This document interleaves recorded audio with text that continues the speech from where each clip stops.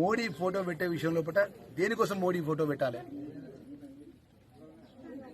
రాష్ట్ర ప్రభుత్వానికి సంబంధించినటువంటి గత 10 సంవత్సరాలు రాజ్యమేలి ఆర్థిక సంక్షోభం సృష్టించి ఇలా ఆర్థిక సంక్షోభాన్ని ఒక లైన్లో పెట్టి ఇలా పేదవాళ్ళకి సంబంధించిన సంక్షేమ కార్యక్రమాలు చేసుకుంటే మా ఫోటో పెట్టమని అడగడానికి సంబంధించినటువంటి కారణం ఏంది?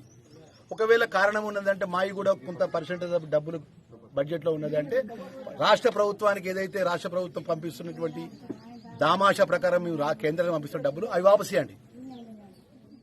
ఆ డబ్బులకు ఏదైతే మాకు ఆ డబ్బులు మొత్తం కేంద్రంలో వస్తానో కదా, ఆ కేంద్రంలో ఉన్న అన్ని రాష్ట్రాలు పంపించే ఫోటోలో రాష్ట్ర ముఖ్యమంత్రి ఫోటో ఆడ పెడతాను మీరు అక్కడ సంక్షేమ కార్యక్రమంలో.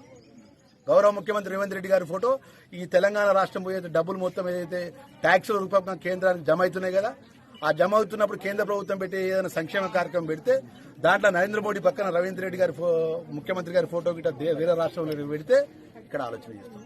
ఇలా పేదవాళ్ళకి సంబంధించిన సంక్షేమ కార్యక్రమాన్ని 15 నెలల తర్వాత ప్రభుత్వంలో వచ్చిన మార్పు ప్రభుత్వం ఒక గొప్ప కార్యక్రమాన్ని తీసుకుంటే మా ఫోటో పెట్టలేంది, మా 5 రూపాయలని అని మాట్లాడడం కాదు. ఇవాళ దామాషా ప్రకారం మాకు ఇవ్వాల్సిన డబ్బు మొత్తం తిరిగి చెల్లించండి ట్యాక్స్ రూపకంగా.